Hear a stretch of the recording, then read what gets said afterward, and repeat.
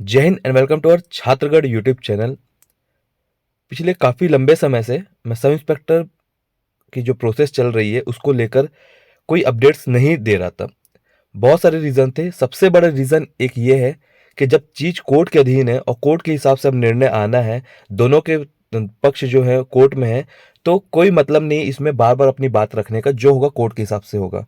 लेकिन बात ये हो गई कि इतने ज़्यादा भ्रम फैलाए जा रहे हैं, इतनी ज़्यादा मन गढ़ंत कहानियां बनाई जा रही हैं।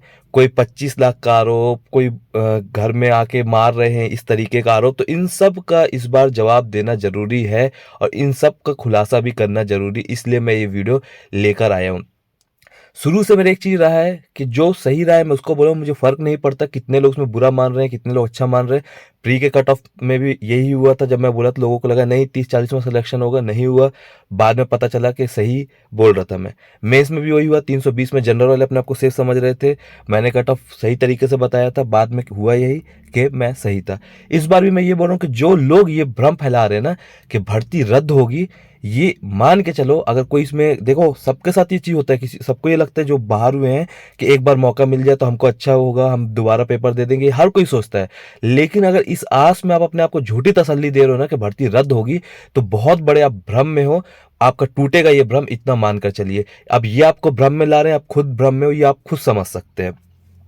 कोई प्रक्रिया इतनी पूर्ण होने के बाद, पूरे 5 चरण होने के बाद अगर कोई सोचता है कि रद्द होगा, तो इस तरीके से नहीं हो सकता। मैं इतने लंबे समय से इस विषय पर सोच रहा हूँ, समझ रहा हूँ, देखता हूँ, और इस पिछले कुछ 1-2 महीने में इतनी चीज़ें समझ चुका हूँ कि मुझे एक चीज़ समझ में आ गई है कि ये भर्ती अब रद्द नहीं होने वाली। ठीक है।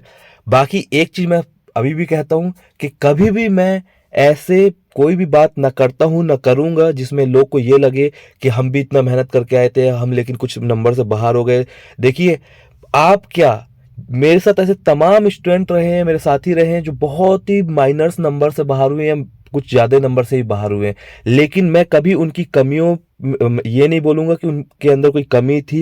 वो भी मेहनत किए थे, वो भी भरपूर मेहनत करे थे। कोई एक एग्जाम से किसी के टैलेंट या किसी की काबिलियत नहीं बता सकता, पहली बात।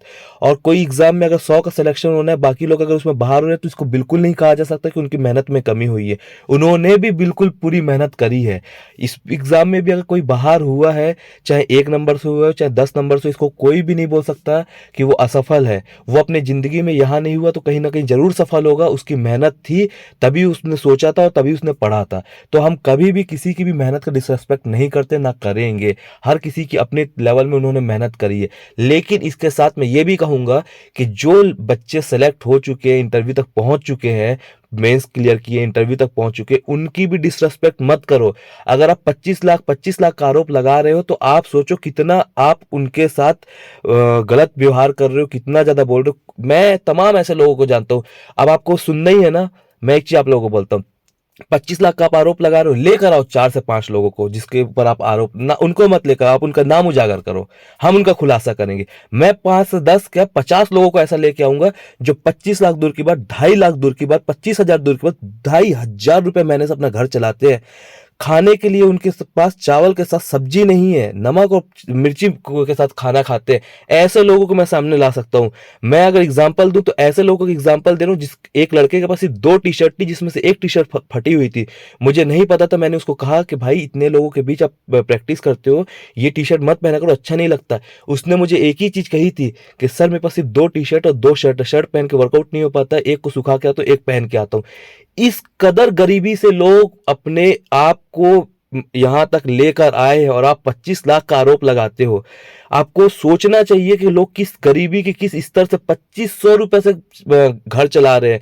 3-3 4-4 जगह ट्यूशन पढ़ाते हैं, 500-500 रुपए इकट्ठा करते हैं, तब जाके उनके खाने पीने के लिए व्यवस्था होती है। और ऐसे लोगों के ऊपर आप आरोप लगा रहे हो, तो आप सोचो आप कितने निचले स्तर तक चले गए हैं। ऐसे तमाम विद्यार्थी थे जो फिजिकल के बाद इस चीज के लिए तो खुश थे कि हम फिजिकल में पास हो गए, अब हम इंटरव्यू में जा रहे हैं। लेकिन उनके साथ साथ उनको इतनी टेंशन थी कि जो जूता आएगा, जो पैंट आएगा, जो शर्ट आएगा, इसके लिए पैसा कहां से लेके आए। मैं नाम से जानता हूं ऐसे लोगों को जो अब मनरेगा में गए, दिहाड़ी मजदूरी में गए, वहां से पैसा लेकर आए हैं। इंटरव्यू में जो मॉक इंटरव्यू में जाके प्रैक्टिस करनी थी रायपुर या बिलासपुर जाके, उसके पहले उन्होंने काम किया 1 1 हफ्ते तक कि पैसा आ जाए उसके बाद हम जाएंगे। और ऐसे लोगों को आप बोलते हो 25 लाख देकर पहुंचे हैं। मैं चैलेंज करूं, ओपन चैलेंज करूं, अगर है सच में ना ऐसे 25 लाख वाले, लेकर आओ। मैं लेके आऊंगा 50 के 100 से ज्यादा लेके आऊंगा ऐसे लोगों को जिनको मैं गिना रहा हूं। मैं क्योंकि सामने देखा हूं, मेरे सामने ऐसे लोग प्रैक्टिस किए हैं, मेरे सामने की बात है, तो मैं जानता हूं यहाँ पे कितने लोग मेहनत से आए हैं। तो अगर हम आपके रेस्पेक्ट कर रहे हैं कि आपने एग्जाम दिया है, बहुत अच्छी बात थी। गलती हो जाती है, थोड़ी बहुत मिस्टेक होती है, कभी ऊपर होता है कभी नीचे होता है। एक एग्जाम से कभी किसी को हम जज नहीं कर सकते। आज आप इसमें सफल नहीं हो पाए, हो सकता है आप किसी और एग्जाम में बहुत अच्छे सफल हो, इससे भी अच्छा पोस्ट निकाल ले। हर चीज हम मानते हैं, तो आपको भी रेस्पेक्ट करनी आनी चाहिए, पहली बात।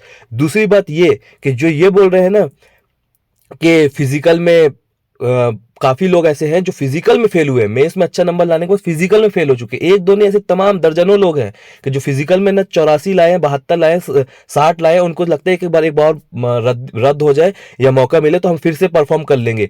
तो यार एक सिंपल सी आपको बात बताना चाहूंगा, आप बॉयस होके मार्क्स नहीं ला पाए 96, ऐसी तमाम महिला है जिनके 1 या 2 साल पहले बच्चे हुए हैं, ऑपरेशन से बच्चे हुए हैं, इतना पेन होता है, इतना पीड़ा के बाद वो यहाँ से निकली। अगर आपको नहीं पता, आप नहीं समझ सकते कि उनका दर्द क्या होता है ना, तो एक बार जाके अपनी माँ से जरूर पूछना कि माँ जब हम पैदा हुए थे ना तो आपको कितना दर्द हुआ था।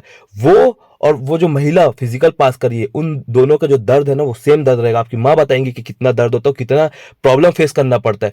उस दर्द को काट के वो महिला 120, 132, 144 नंबर तक लेके आई हैं, और आप 96 नहीं लेकर आए। मतलब आप कहीं ना कहीं आप उस महिला, बाकी महिला तो छोड़ दो, आप उस पर्टिकुलर महिला से भी कमजोर हो, और उस कमजोरी को छुपाने के लिए आप धांधली का आरोप लगा रहे हो। इस चीज को समझने वाली बात है।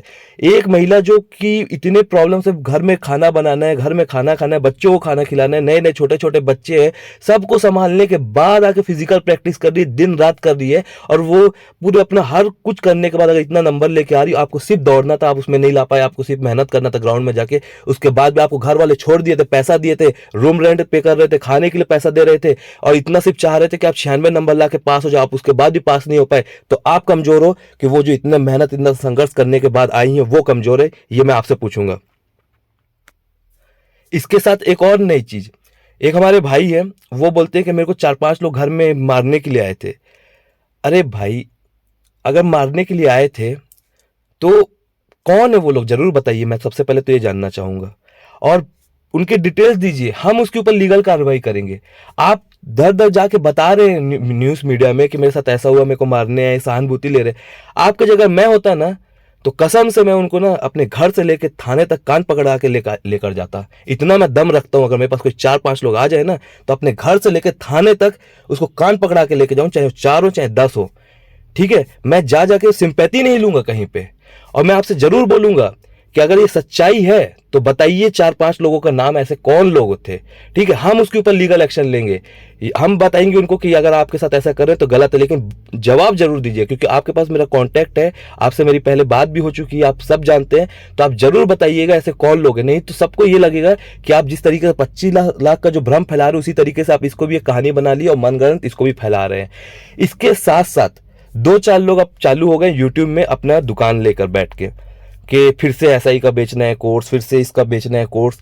भाई, आप उस कोर्स से अपना तो पेपर निकाल नहीं पा रहे हो, दूसरे को अलग ज्ञान दे रहे हो कि इसको पढ़ो, इससे पेपर निकल जाएगा। अगर इतना ही आपके कोर्स में दम है, इतना ही आपके टेस्ट सीरीज में दम है, तो खुद निकाल लो यार।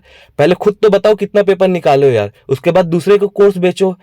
कुछ नहीं, अपनी दुकान चलानी है, पहली चीज। दूसरी चीज जो इंपॉर्टेंट है, यही लोग फेल हुए हैं प्री में, मेंस में, तो इनको ये लगने लगा है कि भाई अगर इनके आड़ में हमको मिल जाएगा ना तो हमारा यूट्यूब चैनल तो बढ़िया है ही है, हम एक बार और पेपर देके यहाँ पे कर लेंगे।